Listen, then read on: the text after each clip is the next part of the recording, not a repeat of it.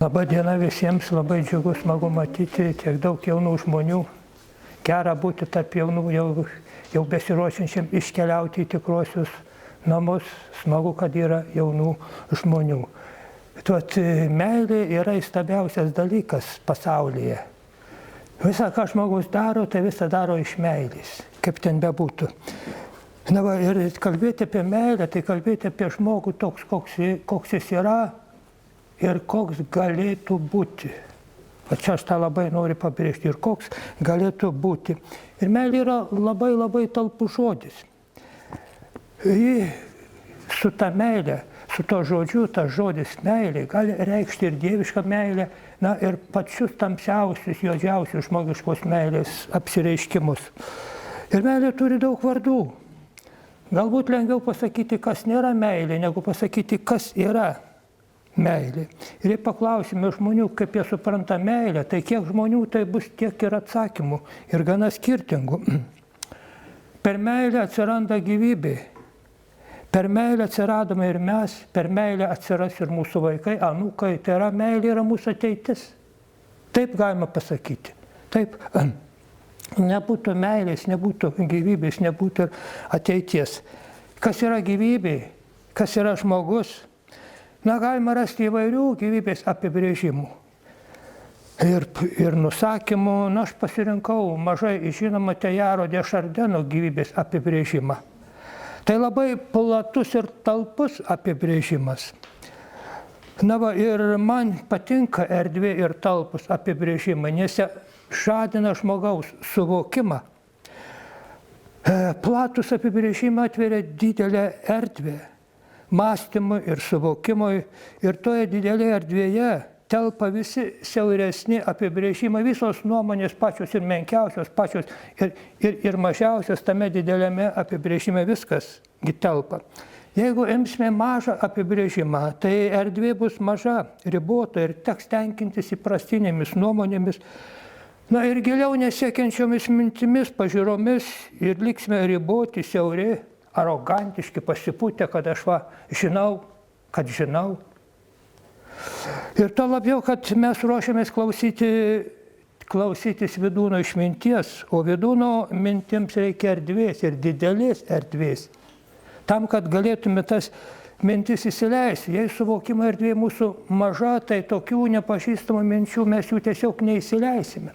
O jeigu erdvę išplėsime, tai įsileisime ir tokias nepažįstamas mintis, galbūt mums ir nepriimtinas mintis, bet ten bus vietos, jos ten galės būti, kol mes to mintims priaugsime, pribręsime ir tada jas tikriausiai tada suvoksime, mums jos taps priimtinos.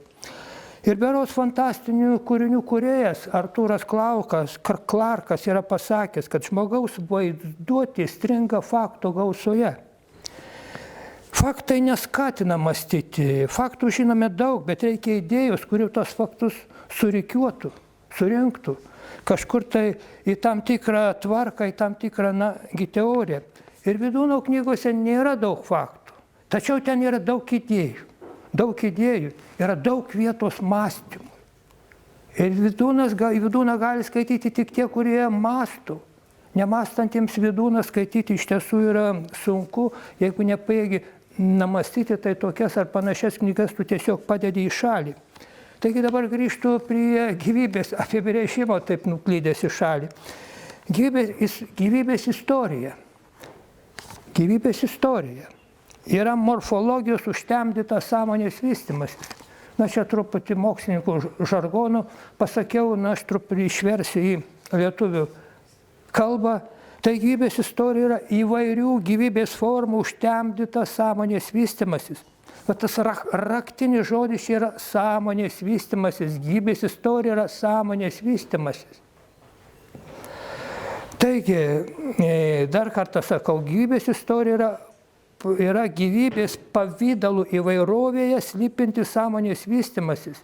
Skirtingos gyvybės formos, pavydalai, skirtingas ir sąmoningumas. Sąmonę vystyti tai reiškia kilti į kalną. Tai sunku, reikia pastangų. Jeigu nesistengėme sąmonę vystyti, tai riedame į pakalnę, tai lengva. Bet ar verta? Nepažindamas save žmogus nežino, kas yra tikroji meilė. Tai yra Vydūno žodis. Nepažindamas savęs, žmogus nežino, kas yra tikroji meilė. Ir kai pradedame galvoti apie meilę, pirmiausia reikia pagalvoti apie save, o kas aš esu, kaip aš save suprantu ir kas apskritai yra žmogus. Na ir mes per daug nesigilinsime į žmogaus sandarą, tam nėra nei laiko, užteks, kad žmogų mes suskirstysime į 4 lygius. Apatinis lygis tai mūsų labiausiai pažįstamas, mūsų labai mylimas ir gerbiamas, tai yra mūsų fizinis kūnas. Toliau eina jausmai, kai Vydūnas tai vadina jausmų gyvata. Toliau eina mintis, minčių gyvata. Ir virš viso to yra dvasia siela. Ir va tos pirmosius apatinius 3 lygius kūną, jausmus ir mintis mes apjungsime į vieną. Ir tai kas bus? Tai bus laikinasis žmogus, tai bus mažasis aš, tai bus ego. O va tas, kur yra aukščiau ir kuris pilnai niekada neįsikūnė į mūsų kūną. Tai yra aukštasis aš iš didžiosios raidės. Tai yra dvasia siela, kaip Vydūnas. Jis taip ir rašydavo per brūkšnelį.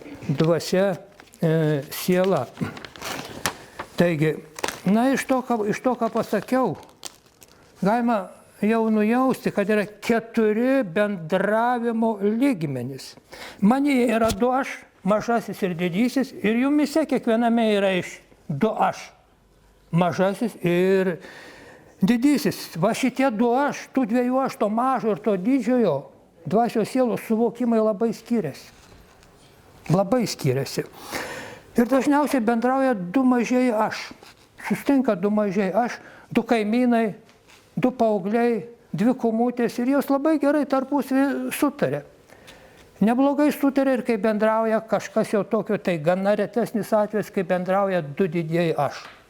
Tačiau kai bendrauja mažasis aš su didžiuoju, arba didysis su mažuoju, va jau čia susikalbėti jau yra būtent labai sunku. Na, va teko girdėti tokį atvejį, na, kai kas sako, tai anekdotas, kuris, na, parodo, kaip tai būna praktikoje, kaip nesusikalbama. Tai moterų koledže vyksta mokslo metų atidarimas. Galybė ten studenčių, jaunų, gražių. Ir dekanė sako sveikinamą kalbą, na ir nutarė pamoralizuoti. Jis taip ir sako, pagundos momentais užduokite savo tik vieną klausimą. Ar verta dėl 1 valandos malonumų patirti gėdą visam gyvenimui? Nu ir pabaigus savo kalbą, sako, gal yra klausimų. Iš galinių eilių pakyla studentė, sako, gerbiama dekanė, ar negalėtume pasidalinti savo patirtimi, na kaip tą malonumą ištemti iki valandos. Labai geras nesusikalbėjimo būtent pavyzdys.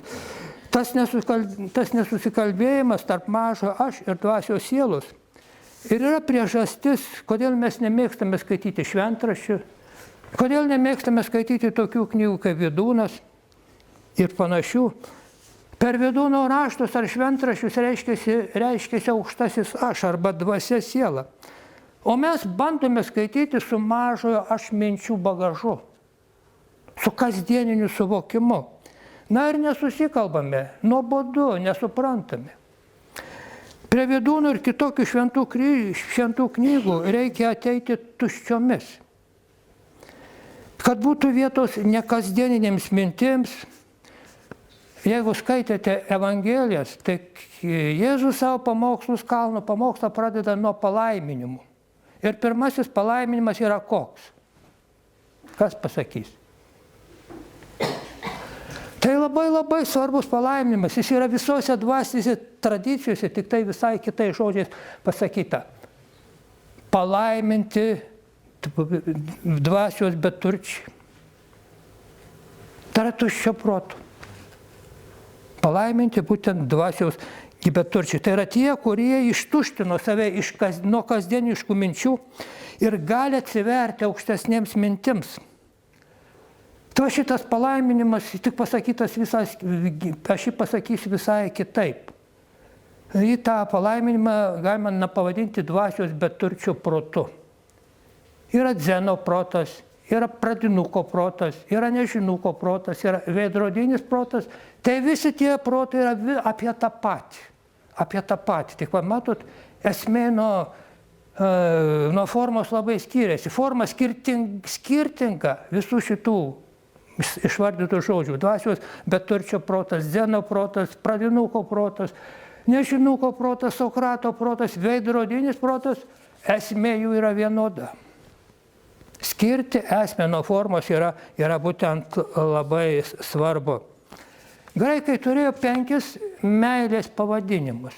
Na gaila, žinau tik 4. Žinojau 5, bet kažkur užsimetė, pamiršau ir klausiau pas tą filosofą, iš kurio išgirdau, tą 5 retai sutinkamą pavadinimą ir tas pamiršau. Taigi pirmasis pavadinimas, kurio aš nežinau, liečia grinai fizinį kūną. Tokia gyvuliška aistra, kada nesvarbu niekas kitas, nei grožis, nei išvaizda, nei taip toliau. Sekantis graikiškos meilės pavadinimas yra eros, erotika, erosas. Visiems girdėtas meilės apibūdinimas, kada jau svarbu, grožis, jausmas ir taip toliau. Sekantis meilės dar 3 pavadinimas yra filija. Mes įverčiam draugystį. Filatelija, tai yra filosofija, tai yra išminties meilė, pašto ženkliukų meilė ir taip toliau. Tai yra verčiama draugystė. 4 pavadinimas yra storgė. Apie storgę rašė mūsų poetas Oskaras Milašius. Čia jau yra tokia ekstazė. Vat jį gerai paaiškina rusiškas žodis vastorg, žavesys. Ir 5 pavadinimas yra agapė, kuri verčia kaip puota, dangiška puota, meilės puota. Jau šitie jau storgė ir agapė jau yra sunkiai suvokiami meilės lygiai. Tad matot, 5 meilės lygiai, visą tai telpa viename žmoguje, visą tai telpa būtent viename žmoguje. Ir kažkur teko Valentino dienos proga, kažkoks tai straipsnelis ir ten mokinių, kaip sakyti, mintis apie meilę. Meilė kaip stiklas, suduš neatitaisysi. Meilė tai virvė, ant kurios visi kariasi.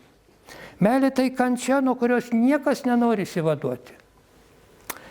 O štai Šekspyras, ką sako apie meilę, kalba prieštaromis. Švininis pūkas. Paimkite į vieną ranką pūką, o kitą švino gabalėlį. Pažiūrėkite, kokia prieštara, koks skirtumas, kaip tai suderinti. Dūmas spindulingas, protinga beprotybė.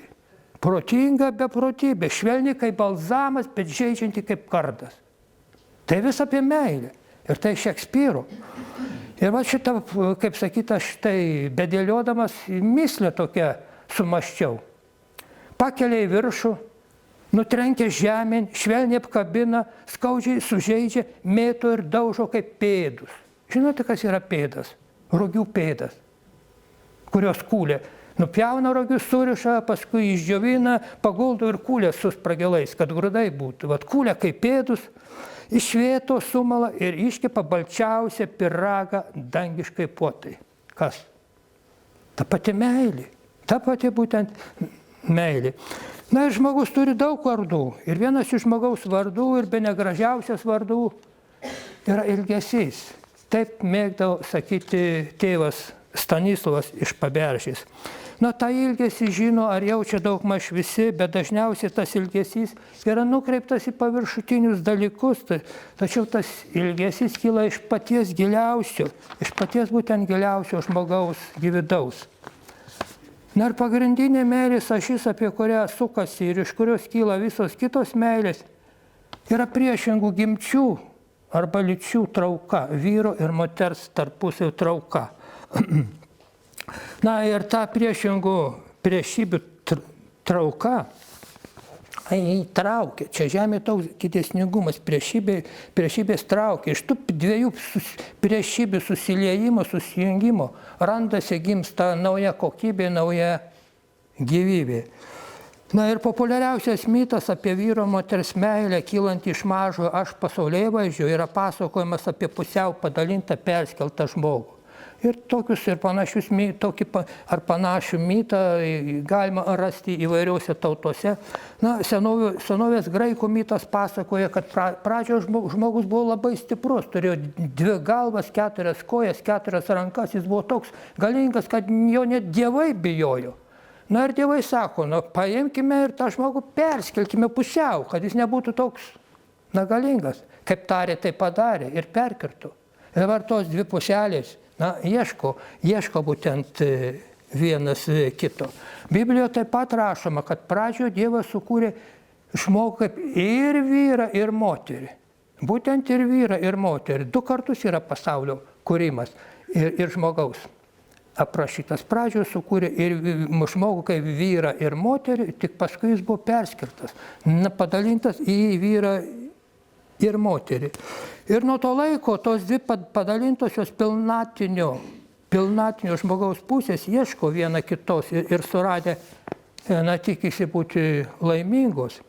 Ir vyrą ir moterį traukia ilgesys ir meilė kylanti iš atsiskyrimo, iš vienas kitos stokos, iš trūkumo. Ir manimas, kad jie bus amžinai laimingi ir tik graži vilionė. Tai plačiai paskleidusi ir daugumą tenkinanti vilionė, tai geras pasiteisinimas. Jeigu tu vyras moterį ar moteris vyrą keičia kaip kojinės. Tai jau maniau, kad šitas, ne tas, einu ieškoti savo tikrosios pusės. Ir vėlgi ne tas, ir vėl palieku, ir vėl einu ieškoti tos tikrosios pusės. Ir tai graži vilionė, bet tai niekada neįsipildanti. Niekada neįsipildant. Tai mažasis aš taip reiškėsi. Aukštasis aš arba dvasia siela pilnatvės ieško savyje. Čia reikėtų jau kalbėti apie animus ir animą, kad moteriai yra vyras animus, o vyrai yra moteris anima. Ir ta pilnatvė bus, kai aš savyje, kaip vyras, išauginsiu moterį ir su ją susivienysiu ir atrasiu būtent tą pilnatvę ne iš išorės. Moteris taipogi turi tą savo gyvyriškąją pusę. Savęs atradimas vyksta per kitą žmogų. Būtent per kitą žmogų, bet nesusiliejant su juo. Kitas žmogus yra tik paskata. Paskata tau atrasti tai, ką turi savyje. Ta išorė yra paskata tau atradimams savo viduje. Tai atrasti save, tai pamiršti save. Atrasti save, tai prisiminti save. Ta save, bet čia yra skirtingi tiesa. Pamiršti tą kaip mažą aš ir prisiminti save tą kaip pilnatvišką žmogų, kuriame telpa visuma.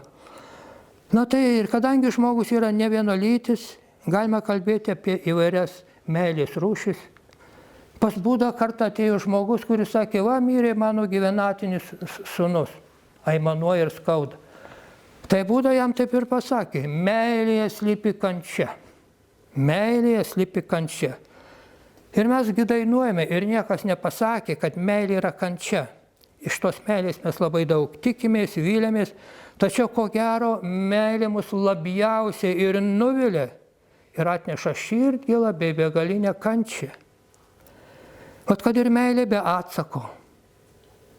Tai daugam yra kančia, bet toji meilė be atsako yra labai gera dieviškos meilės mokykla. Labai gera dieviškos meilės mokykla. Kada tu mokaisi tos tikrosios meilės, dieviškos meilės. Aistringa meilė, kuri aprašyta įvairių poetų ir rašytojų kaip gražiausi literatūros kūriniai, aistringa meilė neretai veda į savižudybę. Eros ir tanatos. Tai 2 graikiški žodžiai. Eros aš jau minėjau, meilė, tanatos yra mirtis. Šitie 2 žodžiai visuose mytuose, padavimuose eina kartu. Man teko dalyvauti konferencijų, kurios pavadinimas buvo Eros ir tanatos, meilė ir mirtis. Tai šitų dalykų mes nenorime pastebėti, bet jeigu giliau pasidomėsi, tai iš tikrųjų tą atrasi. Taigi priraišė meilė, meilė kaip priklausomybė, serganti meilė. Arba meilė kaip liga. Tai dažniausiai pasitaikanti meilės rūšis.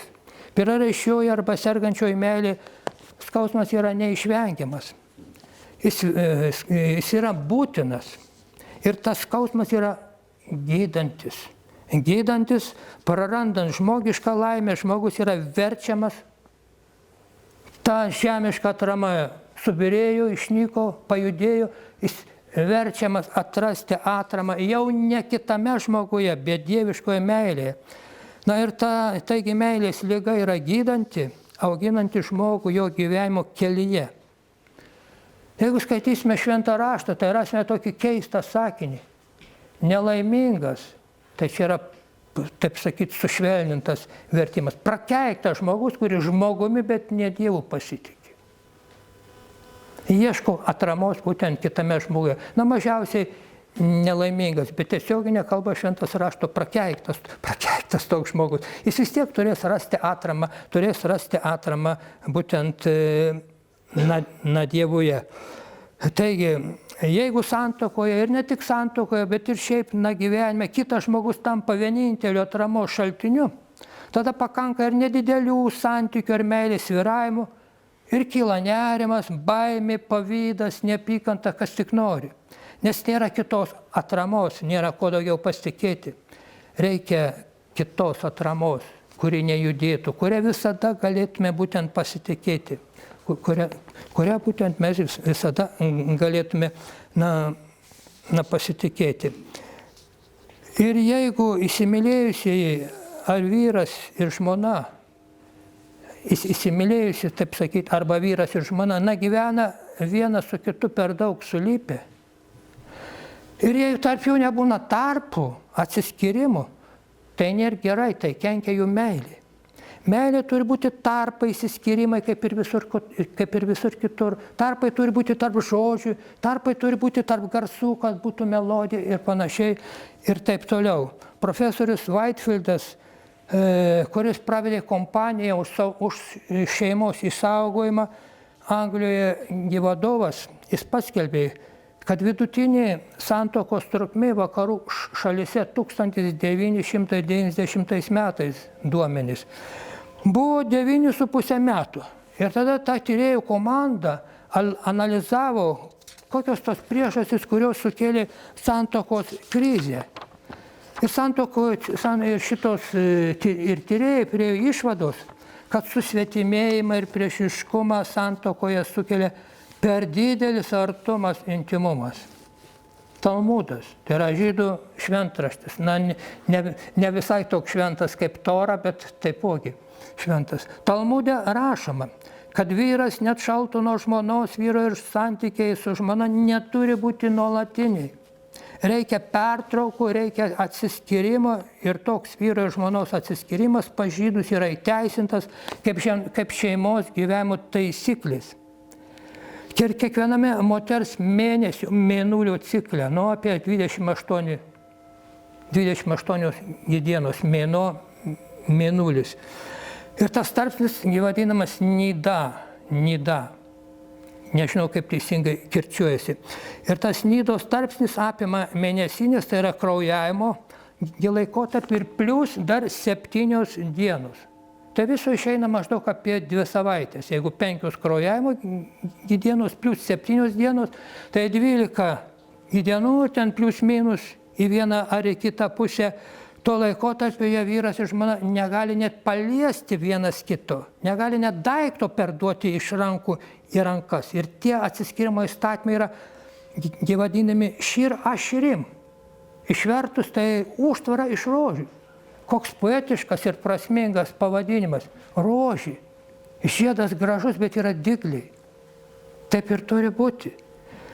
Tai taigi, žydai, kurie laikosi šitų taisyklių, nežino, kas yra šeimos krizės. Vyras ir žmona išsiskiria, kad vėl atnaujintų santuoką nuolat pasikartojantis išsiskyrimo laikotarpiai. Nuolat pasikartojantis išsiskyrimo laikotarpiai.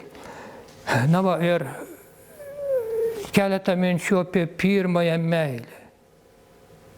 Tai pirmoji meilė yra nepamirštama, kam teko ją išgyventi. Ir ta nepaprastagi patirtis įsimenama visam gyvenimui. Tai tarsi kibirkštėlė dieviškos meilės nukrinta į žmogaus širdį ir užteka ją. Užteka, kad paskatintų žmogų mylėti, kad priverstų jį mylėti. Tik tai va tokia ta pirmoji skaisti meilė, ta nepamirštama meilė dažnai ilgai netrunka, greitai įsivyrauja kūno ir jausmų, geismų galios. Ir tada jau nebe meilė, o tik tai įsigeidimas ir iš tokio nuosmukio kyla labai kūniškos ir net purvinos mintis apie meilę. Tačiau tokios mintis nėra giliai išmąstytos. Kas kalba valdomas geidulių, tas nemąsto. Jo mąstymą valdo geiduliai. Vydūnas tai vadino geisminguoju mąstymu. Kada žmogus mąsto, bet jo mintis valdo geismas, ne dvasia siela, ne protas, bet būtent geismas. Geismingai mąstantis žmogus tarnauja geismams. O geisminga meilė visada yra melagija. Man seniai rūpėjo, kokia paslaptis slypi žodyje meilė. Kodėl meilė yra melas? Kodėl aš taip keistai paklausiu? Todėl, kad žodžiai meilė ir melas yra sudaryti iš tų pačių formuojančių priebalsių M ir L. Na, mokykloje mūsų nemokė apie pagrindinį skirtumą tarp balsių ir priebalsių. Kad priebalsiai sudaro žodžio formą, žodžio pavydalą, žodžio skeletą, o balsis yra tik tai esmė arba giminkštimas. Na ir kaip neskiriame esmės nuo formos, supratimas būna gana paviršutiniškas. Vat kad ir dabar eina kalba, kokia turėtų būti šeima. Tai yra forma. Ir ginčai nesibaigia ir nesibaigs. Bet niekas neklausia, kam šeima yra skirta. Tai yra esmė. Jeigu paklaus ir atsakytų šitą klausimą, visi klausimai pasibaigtų. Šeima yra skirta gyvi pratęsti. Jeigu ta šeimos forma nesudaro galimybių šeimai pratęsti, tai ne šeima. O kalbama tik apie formą, esmė yra pamirštama. Tai labai svarbu, mes turime skirti esmę nuo formos. Jeigu to neskirsime, mūsų suvokimas bus paviršutiniškas ir mus lengvai, bet kas apsuks apie pirštą, taip paprastai sakant. Hebrajų kalboje rašomas tik tai priebalsiais. Balsės iš viso apleidžiamos. Taigi žodžiai ir meilė užrašyti hebrajiško rašymo būdų, tai yra be priebalsių M ir L nesiskiria. O skaitant, balsės galima įdėti.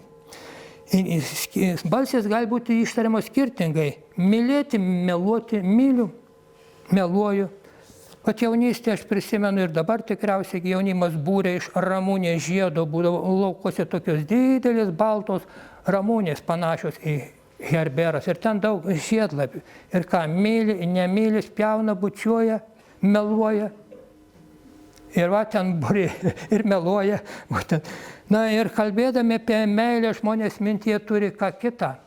Moteris įsimylėjimą, o vyrai dažniausiai geismą. O geismas arba geisminga meilė visada yra melagė. Paprastai santykius užmezgame iš kito žmogaus kažko tai tikėdamiesi. Pažiūrėkite, pažvelkite gerai į savo vidų, neidealizuokite savęs, bet va taip rimtai iš tikrųjų pažiūrėkite į save ir pamatysite, kad mes santykius užmezgame iš kito žmogaus ar iš kitų kažko tai tikėdamiesi. Ir žmonės turi emocinių, psichologinių, socialinių ir kitokių poreikių. Ir norėdami juos patenkinti, mes ieškome būtent kito žmogaus. Ir geriausias būdas susirasti kitą savo poreikių patenkinti, tai yra pasakyti, aš tave myliu. Tai yra tarsi burtažodis. Sezamai atsiverk. Ir tada gauname būtent to, ko panorėjęs. Na ir ypatingai šito burtažodžio trokšta moteris. Jos myli per ausį, per klausą. Jiems būtinai reikia išgirsti, kad ją kažkas myli.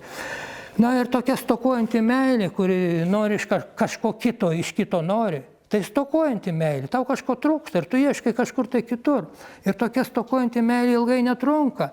Ir nesvarbu, kiek buvo priesaikų, kiek kartų buvo prisiekta, jei lūkesčiai neįsipildo, arba reikalavimai tokia stokojanti meilė lengvai sugriūna. Na ir gyvena viena šalia kito, gal ir jaučiasi laimingi. Ir juodu myli vienas kitą, bet nuolat nori išgirsti vienas iš kito, aš tave myliu, kad yra mylimas.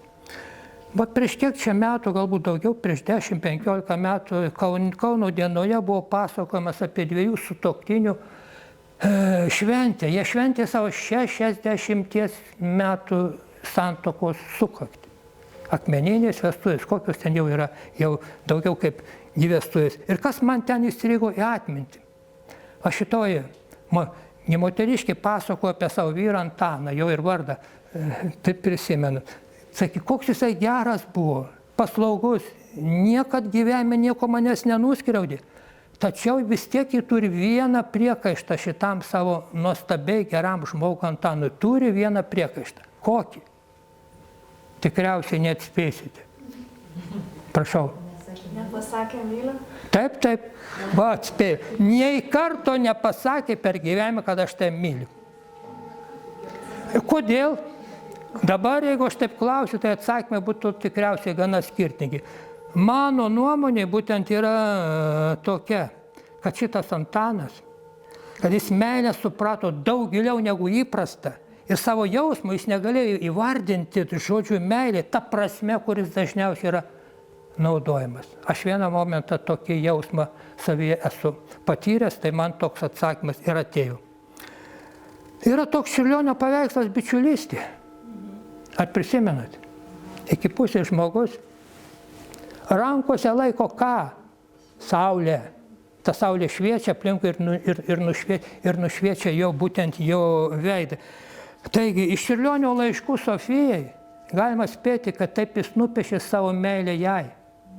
Tai jisai rašė, jį priekaištautų, sako, man čia nieko nenupiešiau. O jisai jai taip sakė, aš čia nupiešiau tave. Aš tavęs dar nepažinojau, bet aš jau tą tokią mylėjau. Mylėjau kaip tą dvasią sielą. Aš tavęs dar nepažinojau, bet tave jau tokią būtent įmylėjau. Ir vat štai traukia priešingos lytys mus gyvena prie kitos, o paskui laikui bėgant ta meilė kažkaip tai ima keistis ir galbūt ta gimčių trauka mus tik apgavo ir privertė tarnauti savo tikslams, tai yra pratęsti gyvybei. Ir Vydūnas čia rašo apie antrąjį gimties uždavinį. Vat kas yra tas antrasis gimties uždavinys? 2 gimties uždaviniai yra toks skyrius, ištisas skyrius, o šitoje knygoje gimdymo slėpiniai. Taigi, santuoka turi 2 tikslus. Mums dabar niekas šitokių dalykų neaiškina. Santuoka yra skirta pratęsti gyvybę ir santuoka yra skirta žmoniškumo auginimui. Ne žmogiškumo, bet žmoniškumo. Viską, ką žmogus daro, yra žmogiška, bet toli gražu ne viskas yra žmoniška. Senovės romėnai sakė, kas tinka jaučiui, netinka Jupiteriui. Dabar mes dažniausiai sakome atvirkščiai. Vat jeigu tinka jaučiui, tai tinka ir man. Senovės romėnų patarlė kyla iš aukštojo aš, iš dvasios sielos. Kas tinka jaučiui, žemesniam, netinka aukštesniam. O mes dabar apverčiam ir tai sako, kalba mūsų tas mažasis aš, mūsų ego, kuris nuolat save būtent nori būtent pateisinti. Ir ta antroji lytis yra skirta mūsų pažadinti mumyse glūdinčiam dieviškumui ir žmoniškumui. Antrosios lyties grožis yra ypatingas slėpinys. Ypatingas slėpinys. Kodėl mes ieškome to grožio? Todėl, kad, kaip Vydūnas sako, graži antroji lytis yra įsakmingesnė žmoniškumo apraiška. Grožį žmogų pakilėja. Jeigu tau kas nors sako, bjaurios išvaizdos, tu reaguosi gyvenaip. Tu tiesiog nepaklusi. Jeigu tai sako, gražios išvaizdos pavydalo žmogus, tu paklusi žymiai lengviau. Tai grožis tai yra kažkas lyg tai dieviško. Va tai yra kaip Vydūnas sako, grožis tai yra slėpinys. Va, ta antrosios lyties grožis yra labai svarbu. Tai yra tam, kad žmogų kitą pakylėtų, pažadintų jame dvasią sielą. Tas grožis skirtas pažadinti kito žmogaus dvasiai sielai. Ne šiaip savo, o sielai žadinti. Ne kūnams pritraukti, na ir kūnus traukia aš, bet pažadinti dvasiai būtent sielos. Taigi nors įgimtis ir labai dažnai suklaidina žmogų, bet vis dėlto sužadina žmoguje meilės galią. Meilė sužadina kita lytis. Ir va tada, kai ta meilė ateina, tai būna hormoninė arba cheminė meilė. Oksitocinas, tai yra meilės hormonas. Išsiskiria tas meilės hormonas oksitocinas ir va šito hormono poveikyje meilė yra akla. Taip iš tikrųjų akla. Meilė panaudoja savo tikslams pratesti giminį. Tuo aklumo reikia, kad būtų pratesta giminė. Jis suveda būtent priešingas lytis. Ir įsimylėjęs žmogus oksitocino meilės hormono poveikį iš tiesų tampa aklas. Kritinis mąstymas dingsta. Tai oksitocino meilės hormono poveikį. Tačiau meilės hormonas oksitocinas veikia neilgai. Neilgai apgaudinėja žmogų. Kol pradeda nauja gyvybė, metus, kitus, kol ta gyvybė jau šiek tiek atsistoja ant kojų. Ir tada tas meilės hormonas oksitocinas dingsta. Tačiau jeigu išlieka meilė nustojus veikti oksitocinui, tai jau nebe cheminė, nebe hormoninė meilė, bet aukštesnės kokybės meilė. Ir daugelis neištveria tos aukštesnės kokybės meilės ir vėl jie ieško kažkokio tai akstino, kad sužadintų šitą cheminę meilę. O čia jau prasideda aukštesnės kokybės meilė. Tai meilė, kuri išlieka. Yra Berto Hellingerio garsaus vokiečių psichologo knyga ir lietuvių kalboje išversta, kuri taip ir pavadinta meilė, kuri išlieka. Ir auga toliau. Ir auga būtent toliau. Susitikimas su Dievu vyksta per kitą žmogų. Na labaigi nelygus žmoniškumo žmonės ir taipogi jų žmoniškumo laipsnį. Na ir va dabar aš truputį apie meilės lygius. Aš žiūriu, kiek man čia to laiko skirta. Na, tai čia nedaug liko dar. Meilės lygiai. Žmogus yra prieštarų, dvasios ir kūno, dangaus ir žemės junginys. Ir todėl žmoguje persipendami ir susimaišydami reiškiasi du meilės lygiai. Kūniškasis meilės lygis ir dvasinės meilės lygis. Medžiaginime kūnų pasaulyje viešpatauja atskirumas. Kiekvienas kūnas, kiekvienas žmogus yra atskirtas. Todėl kūniškos meilės pagrindinis principas yra atskirumas, vieninteliškumas. O dvasinėme pasaulyje viešpatauja vienovė. Ten visa yra viena. Ir todėl dvasios meilės pagrindinis principas yra visuotinumas. Dvasinė meilė, visos ribos, visos skirtybės nyksta. Ir abu šitie meilės principai, atskirumas ir visuotinumas, galiojantys žmogaus gyvenime, yra sumaišomi iš nežinojimo ar sąmoningai, arba kaip kam patogu, prisitaikant savo. Kūniškos meilės principas pritaikomas arba perkeliamas. Kūniškos meilės principas atskirumas, pritaikomas arba perkeliamas dvasinėme lygiai ir atvirkščiai. Dvasinės meilės principas visuotinumas perkeliamas ir pritaikomas kūniškos meilės lygiai. Ir tada viskas susipainioja. Vieni sako, kad mylėti galima tik tai vieną žmogų. Taip sako tie, kurie kūniškos meilės principą pritaiko ir dvasiniai meiliai. Patys to gal ir nesuvokdami. Kiti sako, kad mylėtis kūniškai galima su visais ir su visomis. Taip sako tie, kurie dvasinės meilės principą visuotinumą perkelia į kūno lygį. Ir ko gero, vėlgi gal nesuvokdami, bet kažkaip tai jausdami, kad meilė yra ir visuotinumo principas. Tai du kraštutinumai, tarp kurių telpa visi kiti atvejai. Ir kadangi žmogus yra ir kūniška, ir dvasinė būtybė, tai žmogaus meilė turi apimti abu būtent šitos kraštutinumus. Ji turi būti atskira, nukreipta į vienintelį žmogų ir turi būti visuotina. abu šitos du kraštutinumus. Kitaip sakant, reikia mylėti ir pagal kūniškos meilės, ir pagal dvasinės meilės principą. Trumpai sakant, mylėti ir atskirai, ir visuotinai. Kaip tai suderinti? Labai paprastai. Mylėtis galima tik su vienu, ar su viena, ar su viena. O mylėti visus, na kiek pajėgi. Aš mylėjau tave tau nežinant tave aš myliu, mano meilė plati kaip žvaigždynai, kaip žydėjimas lauko gėlių. Ar mylėjai, mane nežinojai, ar mylėsi paklausti, bijau, eisiu rugsėjų lašnojant į tave, kaip iki šiolė ėjau. Tai Jonino eilės. Dar ne viskas, dar truputį pakentėti. Čia buvo plojimai Joninui. Va, ir tokia vidinė meilė, kaip paprašo Joninas, gerina sveikatą visais atžvilgiais. Tai, kas neregima, yra svarbiau negu matoma. Na ir lengvai tai atsiminsite, jeigu prisiminsite, kad yra du jungtukai. Jungtukas arba ir jungtukas ir. Mes dažniausiai gyvename pagal jungtuką arba. Arba taip, arba kitaip.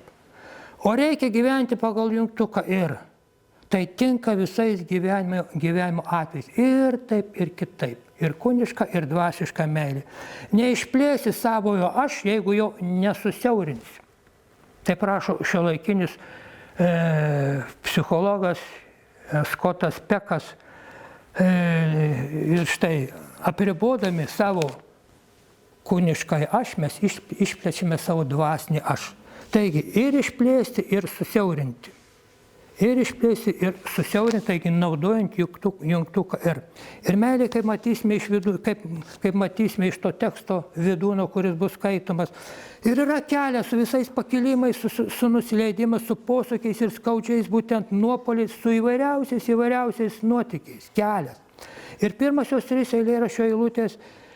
Kitados visi keliai dangų ėjo, vienas ilgas, baltas kelias buvo, jo į saulę ėjo, kas norėjo. Yra apie pirmąją meilę, kuri kaip dieviškoji kibirkštis ateina iš Kūrėjo, ji pažadina sielą ir siela eina to baltuoju švariu skaisčios meilės keliu, kol ant kelių meilė nepargriuvo nuo kūniškų įspūdžių ir taip toliau.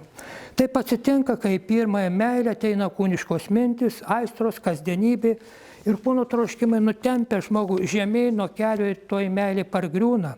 Ir dabar jinai meilė, nebe jis, o jinai meilė ant žemės rankos, iš tos skausmo skaudžiai susirietus, reikia meilę vėl paimti už rankos, vėl pakelti ją ir vėl į saulę eiti. Ačiū.